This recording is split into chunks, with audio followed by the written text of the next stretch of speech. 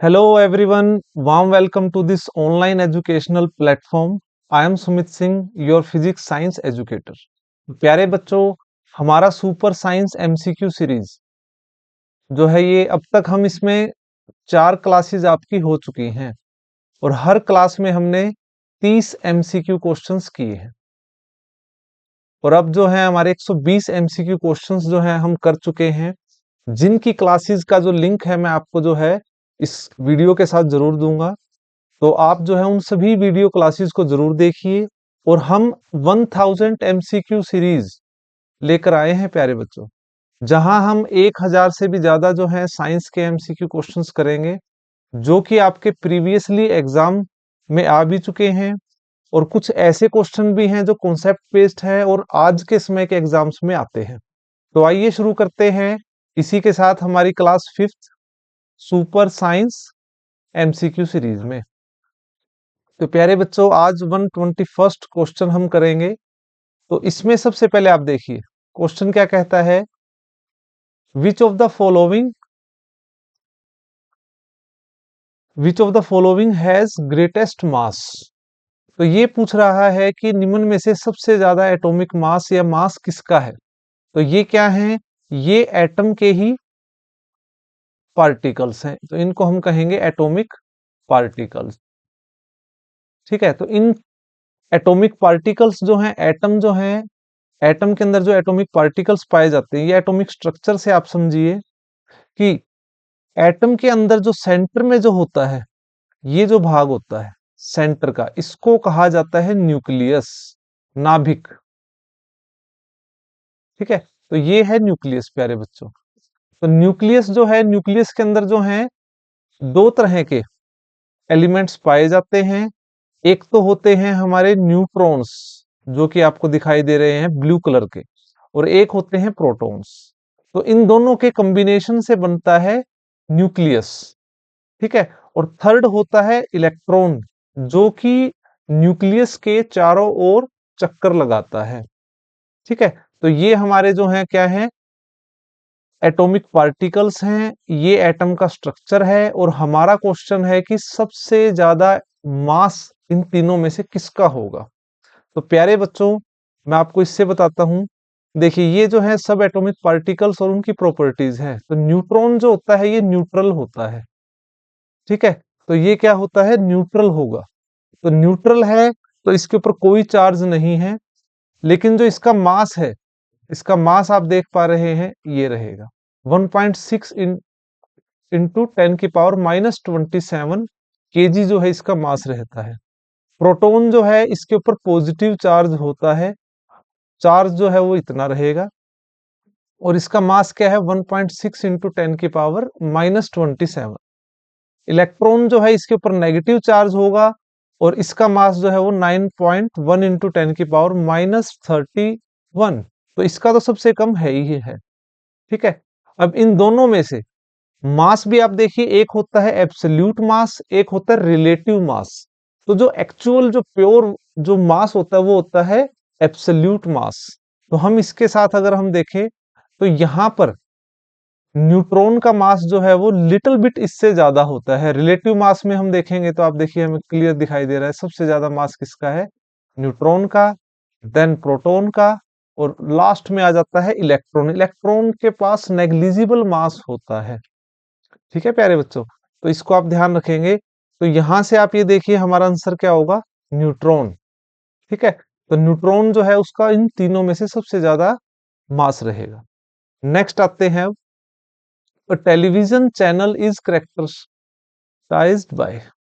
तो TV channel जो है वो किस चीज से कैरेक्टराइज्ड होगा, फ्रीक्वेंसी से होगा या एम्पलीट्यूड से होगा, ठीक है, वेलोसिटी से होगा, ठीक है, और फ्रीक्वेंसी आप कह सकते हैं वेवलेंथ से होगा, किससे होगा। तो आप इस चीज को देखिए, जो टीवी के जो चैनल्स हैं वो फ्रीक्वेंसी से ही कैरेक्टराइज्ड किए जाते हैं। और क्यों होता है ऐसा, कि ये प्यारे बच्चों ईएम वेव स्पेक्ट्रम जो है, इलेक्ट्रोमैग्नेटिक वेव स्पेक्ट्रम, उसके अंदर जो है ये आते हैं। और वो किस में आते हैं, ये रेडियो फ्रीक्वेंसी के अंदर, रेडियो फ्रीक्वेंसी के अंदर आते हैं। जिसको मैंने जो है आपको इस डायग्राम में भी दिखाया है। तो रेडियो वेव्स के अंतर्गत ये आते हैं, जिसमें सबसे कम फ्रीक्वेंसी किसकी होती है? एएम रेडियो की, जो पहले यूज किया जाता था, एम्पलीट्यूड मॉड्यूलेशन रेडियो। उसके बाद शॉर्ट वेव रेडियोज आती हैं, और उसके बाद जो ये आपको बैंडविड्थ दिखाई दे रही है फ्रीक्वेंसी की, ये होती है टेलीविजन की। Very high frequency TV, FM radio जो आज के टाइम हम यूज करते हैं, तो ये 6 to 8 मेगा हेजर्ट आप कह सकते हैं। ठीक है। तो टीवी जो है या रेडियो एएम है, एफएम है, वो किससे जो है करेक्टराइज किए जाते हैं? फ्रीक्वेंसी से किए जाते हैं। ठीक है। तो इसका ऑप्शन जो है, ऑप्शन ए इसका राइट आंसर होगा। नेक्स्ट क्वेश्चन है, density of water is 1 gram. This is strictly valid at, ये इंपॉर्टेंट क्वेश्चन है प्यारे बच्चों। आपसे ये पूछ सकता है कि जो है ना, डेंसिटी जो है वाटर की मैक्सिमम कहाँ होती है? तो ये मैक्सिमम किस टेम्परेचर पे होती है? 4 डिग्री सेल्सियस पे होती है। और ये एक एक्सेप्शनल बिहेवियर होता है लिक्विड्स के अंदर। वाटर का एक एक्सेप्शनल बिहेवियर है कि जो उसकी डेंसिटी 4 डिग्री सेल्सियस पे जो है मैक्सिमम है। इवन हम जब इससे डिक्रीजिंग टेम्परेचर पे जाएंगे, -4 पे चले जाएं, -40 पे चले जाएं, तब डेंसिटी ज्यादा होनी चाहिए। लेकिन जो वाटर है उसकी मैक्सिमम डेंसिटी किस पे है? 4 डिग्री सेल्सियस पे। और ऐसा क्यों है? ये एक्सेप्शनल बिहेवियर क्यों है? तो किसी भी, अगर हम सब्सटेंस की बात करें, तो उसका जो केमिकल कंपोजिशन है प्यारे बच्चों, उसका जो स्ट्रक्चर है केमिकल, या उसके एलिमेंट्स का जो स्ट्रक्चर है, इनसे जो है बिहेवियर, फिजिकल बिहेवियर जो है पता चलता है। ठीक है। Physical behaviour. तो यही सब कुछ जो है वाटर के साथ भी है। तो वाटर जो है, आप सबको पता है क्या है? H2O।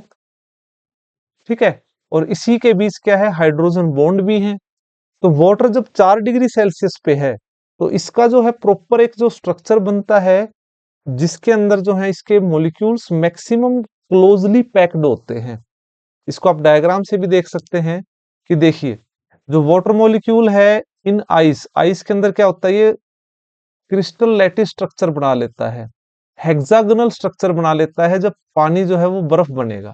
और वो प्रॉपर हेक्सागोनल स्ट्रक्चर जब बनाएगा, तो उसके कारण क्या होगा? उसके बीच स्पेस बच जाता है।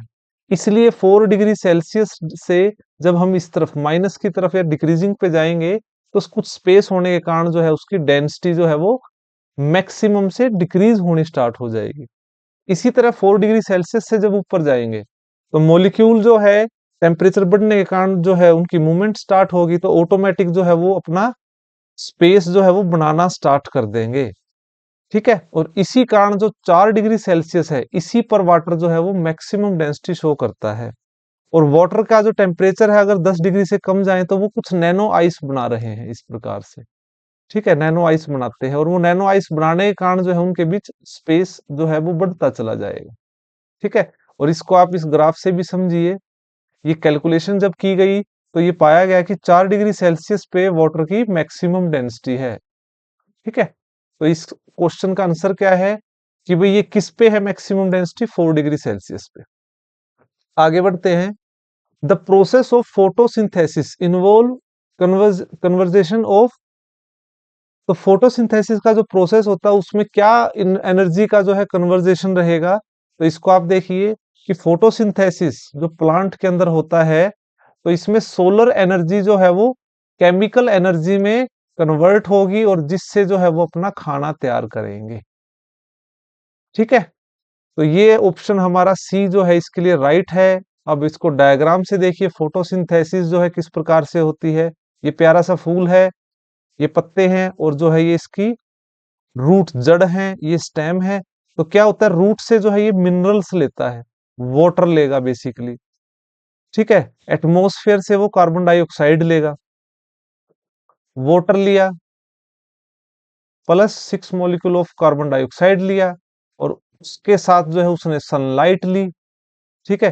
तो सनलाइट से जो है, ये देखिए ये क्या है? एक पत्ता है, और इन पत्तों के अंदर क्या होता है? क्लोरोफिल मॉलिक्यूल होता है प्यारे बच्चों। ठीक है। इसको आप ध्यान रख सकते हैं, C55, H72, O5, N4 और मैग्नीशियम, ये इसका फार्मूला होता है। ठीक है, और जो सनलाइट को एब्जॉर्ब कर पाता है तो वो किस मॉलिक्यूल के कारण कर पाता है, इसको आप ध्यान रखेंगे, ये इंपॉर्टेंट क्वेश्चन है। तो वो होता है ये वाला मॉलिक्यूल, ये वाला एलिमेंट, सॉरी मेटल जो मैग्नीशियम है, इसी के कारण जो है सनलाइट एब्जॉर्ब कर पाते हैं ये क्लोरोफिल। ठीक है, इसको आप ध्यान रखेंगे। और क्लोरोफिल के कारण ही जो है वो क्या होता है, पत्तों का रंग हरा भी होता है।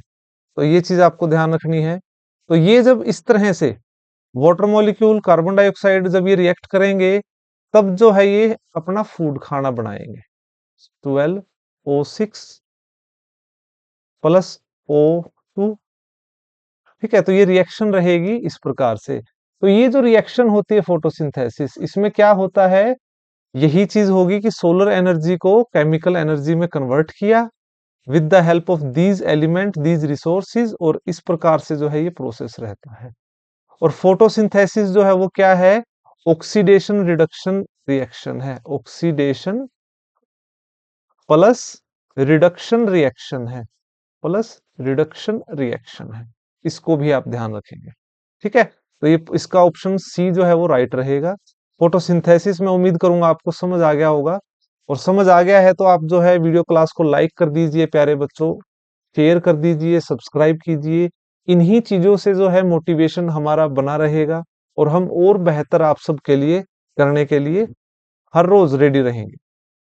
नेक्स्ट क्वेश्चन है, antiseptic compound present in Dettol. Dettol जो है मोस्ट कॉमनली यूज होने वाला जो है एंटीसेप्टिक सॉल्यूशन है। तो इसके अंदर जो है क्या कंपाउंड एंटीसेप्टिक पाया जाता है। ठीक है, तो वो कंपाउंड जो है वो ऑर्गेनिक मॉलिक्यूल होता है प्यारे बच्चों, जिसका नाम क्या है, क्लोरोसाइनोल। ठीक है, और इसका जो फार्मूला रहेगा वो रहेगा C8H9 क्लोरीन और ClO। ठीक है, तो इसको आप ध्यान रखोगे, क्लोरोजाइलोन जो है इसका फार्मूला रहेगा, ये डेटोल के अंदर पाया जाता है। नेक्स्ट है, which one of the following endocrine gland is situated in neck. ठीक है, तो ग्लैंड्स क्या होती हैं, जो केमिकल सब्सटेंस रिलीज करती हैं बॉडी के अंदर। ठीक है, वो हॉर्मोन्स भी हो सकते हैं और वो एंजाइम्स भी हो सकते हैं। जो हॉर्मोन्स रिलीज करते हैं वो होते हैं एंडोक्राइन, अंतःस्त्रावी ग्रंथियां। जो एंजाइम रिलीज करते हैं वो होती हैं एक्सोक्राइन ग्लैंड्स। और जो हॉर्मोन्स और एंजाइम दोनों ही सिक्रेट करते हैं वो होती है मिक्स्ड ग्लैंड।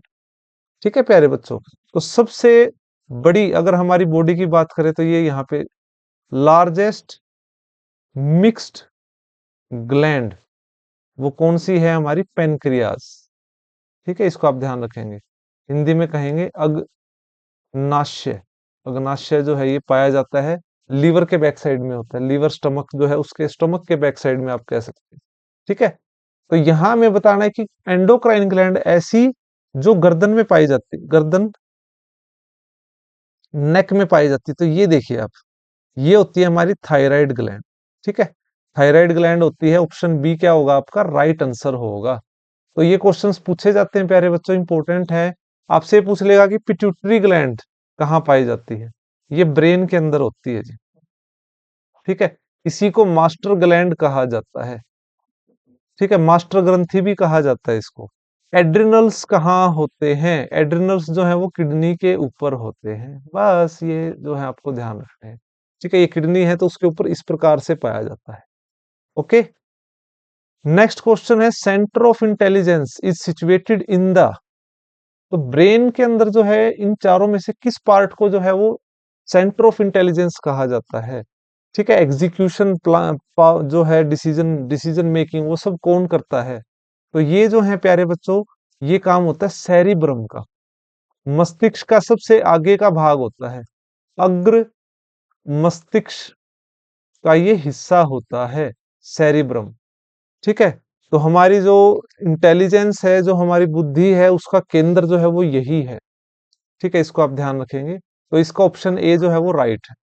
यहाँ आपको डायग्राम में दिखाई दे रहा है ह्यूमन ब्रेन जो है उसको मैंने अलग अलग पार्ट्स में, देखिए जो फ्रंटल लोब होता है, एक तो है फ्रंटल लोब जिसके अंदर सेरिब्रम पाया जाता है।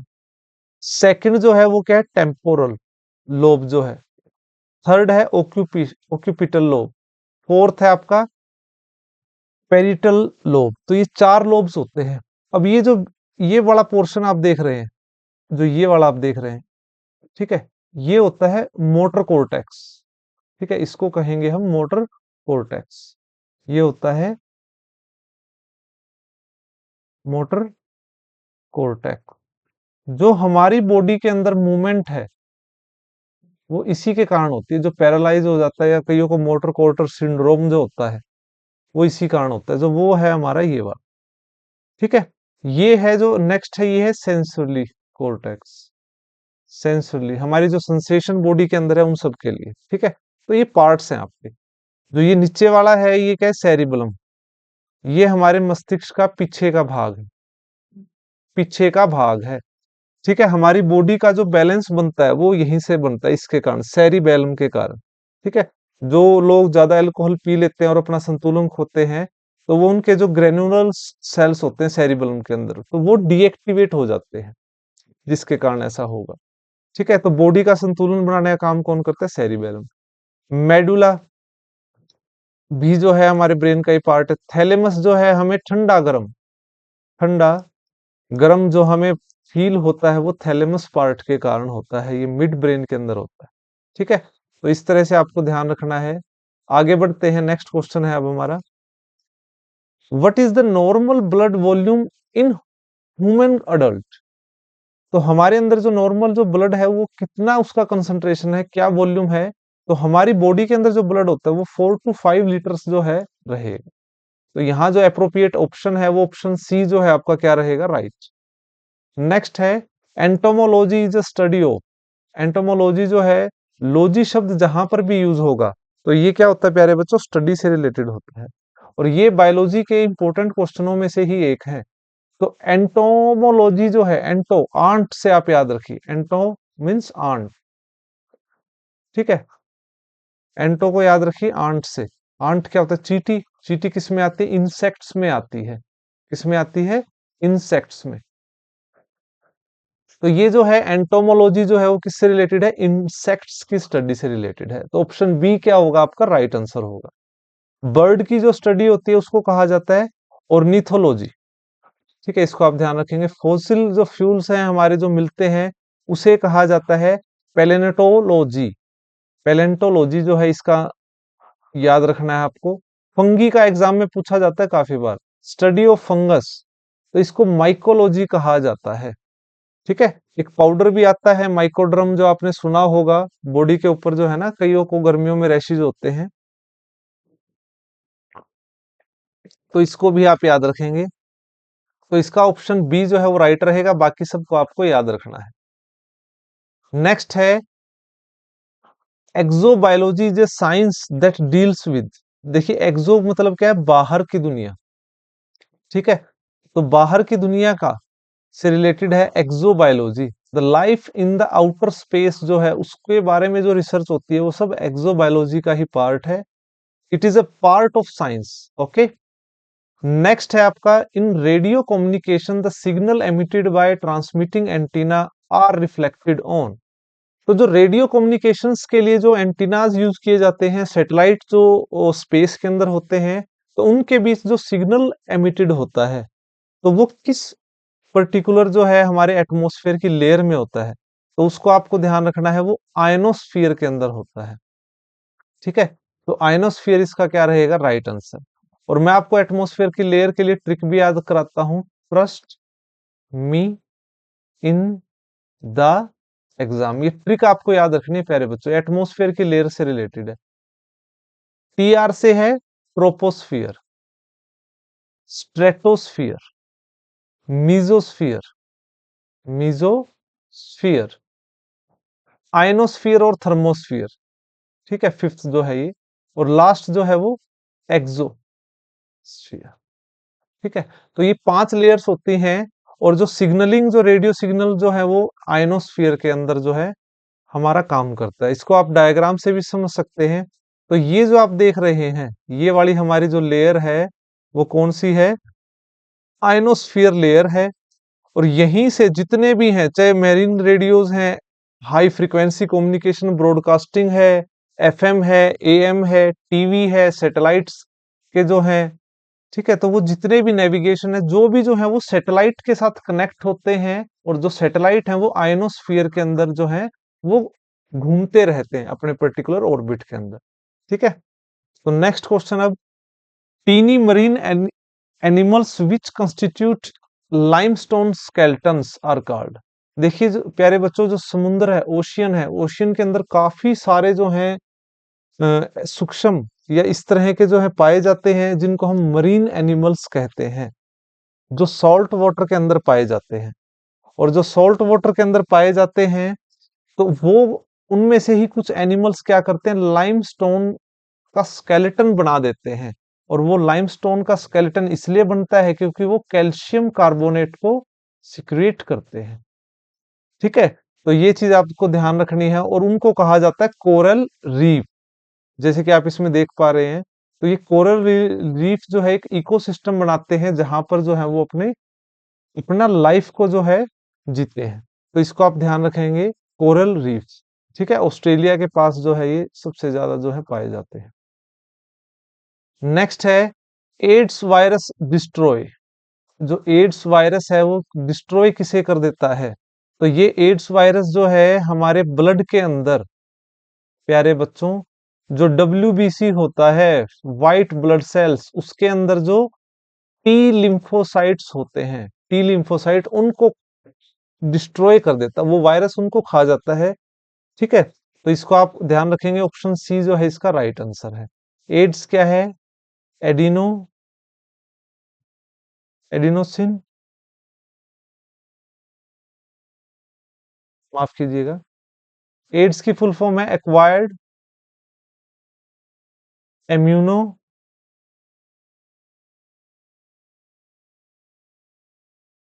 Acquired immuno deficiency syndrome. ठीक है, इसको आप ध्यान रखेंगे, फुल फॉर्म एग्जाम में पूछी जाती है। इसका जो वायरस है वो क्या है, HIV वायरस।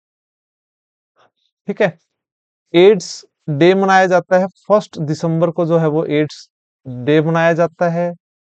ठीक है ना, तो ये आपको ध्यान रखना है। इसका जो टेस्ट होता है एलिसा, एलिसा टेस्ट होता है, वेस्ट बोट टेस्ट होता है। तो ये आपको इनके ध्यान रखने हैं, एंजाइम लिंक्ड इम्यूनोसोर्बेट एसिड। ठीक है, तो ये इस तरह से आपको ध्यान रखना है, ये आ जाता है। Next, the device used for measuring wavelength of X rays. तो एक्सरे की जो वेवलेंथ है, तरंग दैर्ध्य है, उसको मेजर करने के लिए किस डिवाइस को यूज करते हैं, वो होता है स्पेक्ट्रोमीटर।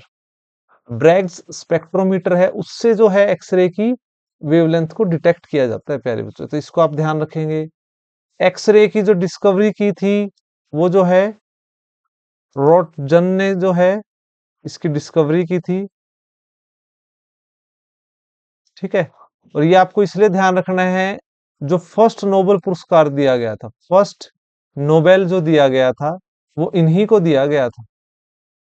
फर्स्ट नोबेल प्राइज जो है वो, फर्स्ट नोबेल प्राइज जो है वो रोटजन को दिया गया था 1901 के अंदर, क्योंकि उन्होंने एक्सरे जो है उसकी डिस्कवरी की थी। ठीक है, तो इसको आप ध्यान रखेंगे। नेक्स्ट है, alpha particle is produced in the nucleus of an atom. तो अल्फा पार्टिकल जो प्रोड्यूस होता है, तो बेसिकली अल्फा पार्टिकल है क्या, तो अल्फा पार्टिकल बेसिकली क्या है, हीलियम का ही एक न्यूक्लियस है।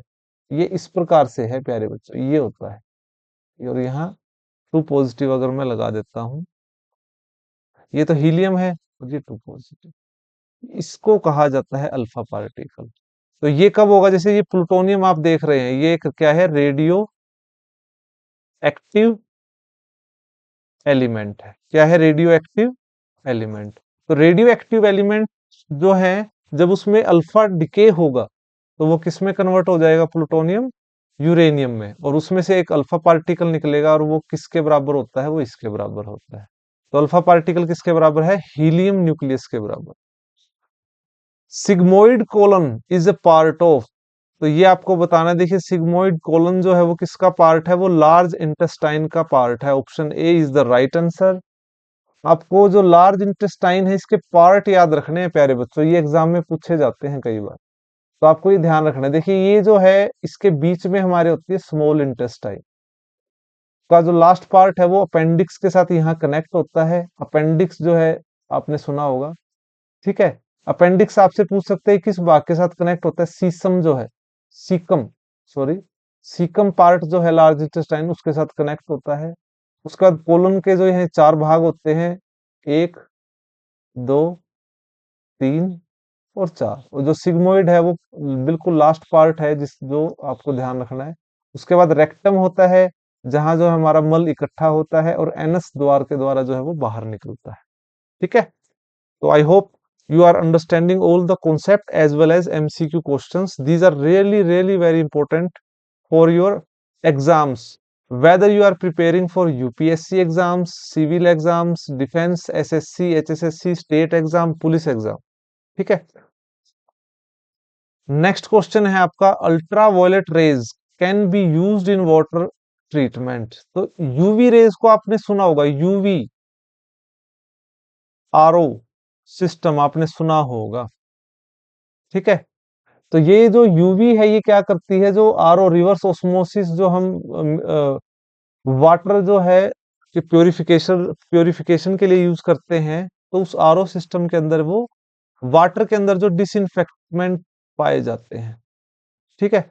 तो कीट जो पाए जाते हैं, माइक्रोब्स जो पाए जाते हैं, उनको डिस्ट्रॉय करने के लिए जो है यूवी रेज का यूज किया जाता है, ठीक है।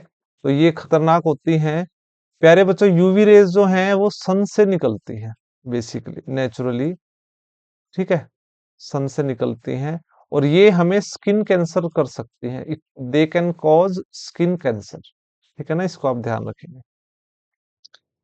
Thymidine dimer formation in DNA is caused by, ठीक है। देखिए अब जो है, जो ये डीएनए के अंदर जो इशू होता है वो किसके कारण होता है, यूवी रेज के कारण होता है, जिसके कारण जो डीएनए का स्ट्रक्चर है वो ब्रेक हो जाता है, और उसको कहा जाता है थाइमिडीन डीमर फॉर्मेशन, ठीक है।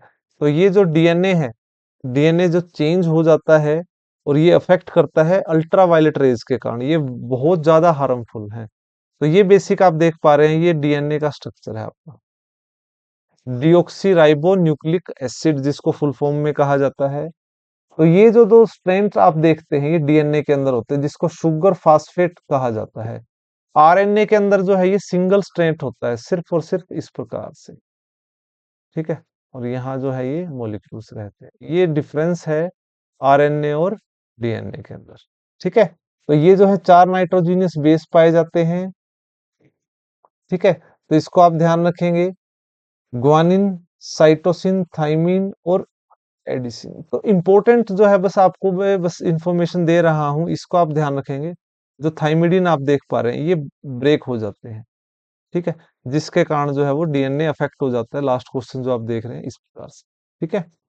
नेक्स्ट आ जाते हैं, विच one of the following does not contain silver, ठीक है। बहुत बार एग्जाम्स में प्यारे बच्चों ये क्वेश्चन आता है। तो आपको चार ऑप्शन दिए गए, इनमें से सिल्वर नहीं है, जिसके अंदर नाम में सिल्वर है, एक्चुअल में उसके अंदर सिल्वर का कंटेंट नहीं है। तो देखिए आप प्यारे बच्चों, इसका आंसर है जर्मन सिल्वर।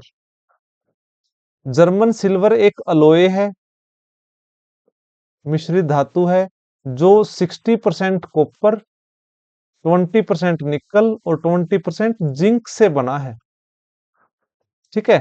तो ये जो है एक अलोय है जिसके अंदर सिल्वर नहीं होता, लेकिन इसका नाम क्या है, जर्मन सिल्वर। इसके बर्तन यूटेंसिल्स बनाए जाते हैं जो चांदी की तरह दिखाई देते हैं, ठीक है। तो इसको जो है क्रोक यूटेंसिल्स में यूज किया जाता है। रही बात होर्न सिल्वर, रूबी सिल्वर, जो ये है ये ओर है, ओर ऑफ सिल्वर, ठीक है। चांदी जो धातु है आज के समय जो है, आज मैं रेट देख रहा था 3 लाख जो है पर केजी चांदी का रेट हो गया है। तो ये चांदी के अयस्क हैं, रूबी और होर्न सिल्वर। और चांदी आज के समय काफी ज्यादा यूज हो रही है, अलग अलग जो है आप कह सकते हैं जैसे सोलर पैनल्स हैं उनके अंदर। एक ये भी आप ध्यान रखेंगे, लुनार कास्टिक जो है ये सिल्वर नाइट्रेट होता है, AgNO3। इलेक्शन के अंदर जो इंक यूज की जाती है, इलेक्शंस में जो इंक यूज की जाती है वो होती है ये वाली। ठीक है, इस क्वेश्चन का आंसर जो है वो क्या है, जर्मन सिल्वर। आगे बढ़ते हैं। विच of the following has zero electron affinity. तो इलेक्ट्रॉन एफिनिटी क्या है इसके अंदर? इलेक्ट्रॉन एफिनिटी क्या होता है प्यारे बच्चों? कोई भी एलिमेंट है, मान लो कि एक्स एक एलिमेंट है न्यूट्रल, जब वो इलेक्ट्रॉन जो है उसके साथ जुड़ जाएगा, ठीक है, अगर ये इलेक्ट्रॉन लेगा तो इसके ऊपर क्या आएगा, नेगेटिव चार्ज आ जाएगा, साथ में कुछ एनर्जी रिलीज होगी, एनर्जी रिलीज होगी। क्या होगी? Energy release. ठीक है, उसे कहते हैं इलेक्ट्रॉन एफिनिटी प्रॉपर्टी। ठीक है, बात समझ आ गई आपको सिंपल वे में? तो ये रहेगा ये इस प्रकार से। तो इनमें से ऐसा कौन सा एलिमेंट है जिसकी जीरो इलेक्ट्रॉन एफिनिटी है? तो वो है हमारा नियोन। तो इसको आप ध्यान रखें क्योंकि इसका एटॉमिक नंबर क्या है, 10, 2 और 8। तो ये जो है ये स्टेबल है, इसको ना तो इलेक्ट्रॉन की जरूरत, ना देने की ना लेने की, क्योंकि इसके आउटर शेल में क्या है, 8 इलेक्ट्रॉन है। जिस भी एलिमेंट के बाहरी कक्ष में 8 इलेक्ट्रॉन्स होते हैं तो वो स्टेबल माना जाता है। ठीक है, उसे ना इलेक्ट्रॉन्स लेने की जरूरत है ना इलेक्ट्रॉन्स देने की जरूरत है। ये ऑक्टेट रूल है प्यारे बच्चे। ऑक्टेट रूल जो है ये आपको ध्यान रखना है इस प्रकार से। ठीक है, तो ये चीज आपको ध्यान रखनी है। और इलेक्ट्रॉन एफिनिटी जो है, यहां देखिए, the electron affinity of an element is defined as the energy released. जब इलेक्ट्रॉन जो है किसी एटम के साथ, एलिमेंट के साथ जुड़ता है तो एक एनर्जी रिलीज होती है, जैसे कि आप यहां देख पा रहे हैं। यहां आपके लिए एक और इंपॉर्टेंट क्वेश्चन है। ये हमारी पीरियोडिक टेबल है, ग्रुप 1 से लेके 18 तक। तो ग्रुप में जब आप लेफ्ट से राइट की तरफ जाएंगे तो ये इंक्रीज होगा, और जब आप टॉप से बॉटम की तरफ जाएंगे तो जो है ये डिक्रीज होगा। आपको ये चीज ध्यान रखनी है। Electron affinity in periodic table left to right increase होगी, टॉप टू बॉटम डिक्रीज होगी। ये आपका इंपॉर्टेंट क्वेश्चन है, ये भी ध्यान रखना है आप। नेक्स्ट है human bodies largest blood vessel. ठीक है, तो आपको ये बताना है। देखिए, हमारी जो ब्लड वेसल है वो दो प्रकार की होती हैं। एक तो होती है आर्टरीज और एक होती हैं वेन्स। ठीक है, धमनी और शिरा। आर्टरीज प्योर ब्लड लेके चलती हैं, आरती से आप ध्यान रखें, आरती जो होती है शुद्ध काम के लिए होती है। तो ये जो है प्योर ब्लड को लेके चलती है आर्टरीज। वेन जो है वो, वेन को आप ध्यान रखो विष, एक तरह से वेन विष, ये इम्प्योर ब्लड लेके चलती है। प्योर ब्लड का मतलब क्या है, ऑक्सीजन वाला। इम्प्योर का मतलब क्या है, कार्बन डाइऑक्साइड वाला। ठीक है, तो इस तरह से आप ध्यान रखेंगे। लेकिन सबसे बड़ी ब्लड वेसल्स तो वो आर्टरीज के अंदर आती है और उसका नाम क्या है, ओर्टा। तो ये हमारे हार्ट से, आप ये देखिए इस तरह से, सबसे बड़ी धमनी होती है ये ओर्टा, जो पूरी बॉडी के अंदर जो है ब्लड लेके जाती है। तो इसको भी आप ध्यान रखेंगे। ऑप्शन बी क्या है आपका, राइट आंसर है। नेक्स्ट है, what is the chemical symbol of gold. तो आपको ये ध्यान रखना है, गोल्ड भी जो है बहुत महंगा हो गया है। एटॉमिक नंबर 79, और एयू जो है इसका सिंबल है, आपको ये ध्यान रखना है। ये आजकल काफी उनमें चल रहे हैं, सिल्वर एजी होता है इसका। ठीक है, आपको ये ध्यान रखना है। Option A is the right answer. Which gas is responsible for the green house effect. देखिए प्यारे बच्चों, सबसे ज्यादा तो रिस्पॉन्सिबल जो है ना ग्रीन हाउस गैस में CO2 ही है। ठीक है, फिर मिथेन है, नाइट्रस ऑक्साइड है, और सो मैनी चीजें। ठीक है, उसके बाद ये चीजें वाटर वेपर भी आप कह सकते हैं, वाटर वेपर हैं, तो सभी हैं। तो सबसे ज्यादा जो है कौन सी गैस रिस्पॉन्सिबल है, वो है कार्बन डाइऑक्साइड। इसको आप ध्यान रखेंगे, option C is the right answer. अब ग्रीन हाउस इफेक्ट क्या है प्यारे बच्चों? देखिए, ग्रीन हाउस इफेक्ट शुरू से ही एग्जिस्ट करता है। एक तो नेचुरल है, और एक क्या है, man enhanced green house effect. एक तो प्राकृतिक तौर पे जो है ये एग्जिस्ट करता था ग्रीन हाउस इफेक्ट, और एक क्या है, जो हमने इसको बढ़ा दिया है। तो इसको आप समझिए क्या है, ये हमारी जो पृथ्वी है, पृथ्वी के ऊपर जो CO2 है वो एमिट होने के बाद जो है वो एक लेयर बना लेती है। इस प्रकार से मॉलिक्यूल जो है वो लेयर बना लेते हैं। ठीक है, मान लो ये कार्बन डाइऑक्साइड है। तो जो सूरज की जब किरणें आएंगी, पृथ्वी पर आई, और जब वापस जाएंगी तो जब इनसे टकराएंगी तो फिर एक बार फिर दोबारा आ जाएंगी, और फिर जब जाएंगी तो ये निकल गई इस प्रकार से। ठीक है, तो ये एक ग्रीन हाउस इफेक्ट है जिसके कारण पृथ्वी का टेम्परेचर जो है वो मेंटेन रहता है एक तरह से, जिसके कारण यहाँ पे लाइफ पॉसिबल है, सभी तरह के मौसम है। लेकिन अब क्या हो गया है, जो ग्रीन हाउस गैसेज हैं वो बढ़ती जा रही हैं, carbon dioxide, methane, nitrous oxide. तो ये जब बढ़ती जा रही हैं, कितनी सारी हैं, तो जब सनरेज आती हैं तो जब यहाँ पृथ्वी पे टकरा के फिर जा रही हैं, तो फिर यहाँ टकरा के फिर वापस आ गई, फिर निकलने की कोशिश कर रही हैं तो लेकिन जा नहीं पा रही, फिर टकरा के वापस। तो ये रिपीटेशन में जब होता है, तो जिसके कारण जो है हीट एस्केप जो है वो कम हो पाती है स्पेस के कारण, जिसके कारण हमारी पृथ्वी का जो टेम्परेचर है डे बाय डे बढ़ रहा है। अभी जो है, जो रिपोर्ट आई थी, शायद WHO की है, जो भी थी मुझे इतना ध्यान नहीं, लेकिन ये बताया गया कि 2025 जो है अब तक का सबसे गर्म साल है। अगले साल क्या हो जाएगा, 2026 जो अब तक का सबसे गर्म साल है। तो ये बढ़ता जा रहा है, और ये किसके कारण है, ये हम सब के कारण है, human enhanced green house effect. ठीक है, तो नेक्स्ट आगे बढ़ते हैं। Who is known as the father of modern physics? तो मॉडर्न फिजिक्स का फादर जो तो है एल्बर्ट आइंस्टीन को कहा जाएगा। आइजैक न्यूटन जो है इनको भी कहा जाता था, गैलीलियो को भी कहा जाता था, लेकिन अब जो है मॉडर्न फिजिक्स का जो है इनको माना जाता है। इन तीनों का ही फिजिक्स में काफी योगदान है, क्योंकि इनकी जो रिलेटिविटी की थ्योरी थी, रिलेटिविटी की जो थ्योरी थी, या इन्होंने जो MC² जो ये इस तरह का प्रिंसिपल, जो इस तरह से जो इन्होंने प्रिंसिपल दिए थे, काफी इफेक्टिव जो है फिजिक्स के अंदर, अलग अलग चीजों को रिसर्च करने में और रूल्स बनाने में हेल्पफुल थे। तो father of modern physics Albert Einstein. What is the unit of electric current? Current की यूनिट क्या होती है? एम्पियर होती है जी। इसका आंसर ये है। वोल्ट किसकी होती है? वोल्ट होती है आपकी पोटेंशियल की। वॉट होती है पावर की। ओम होती है रेजिस्टेंस की। तो ये आपको याद रखना। ठीक है, यहाँ option B is the right answer. Which vitamin is essential for blood clotting? तो वो विटामिन के जो है वो रक्त का थक्का जमने में हेल्प करता है। इसको आप ट्रिक से याद रखिए, रब दे सारे नर, इससे आप ध्यान रखिए। Vitamin A, vitamin B, vitamin C, vitamin D, vitamin E, vitamin K. ठीक है, तो ये जो है ए की कमी से क्या होती है? रतौंधी। ठीक है, नाइट ब्लाइंडनेस। ठीक है, तो ये होता है विटामिन ए की कमी से। बी से जो है बेरी बेरी। सी से जो है वो सकरवी, इसको आप याद रखेंगे। डी से जो है वो रिकेट्स, रिकेट्स, रे से रिकेट। ई से है इनफर्टिलिटी, नपुंसकता, नपुंसकता। के से क्या है? रक्त का थक्का ना जमना। तो यहां से आपको ये सारे ध्यान रहेंगे। ठीक है, नेक्स्ट आ जाते हैं।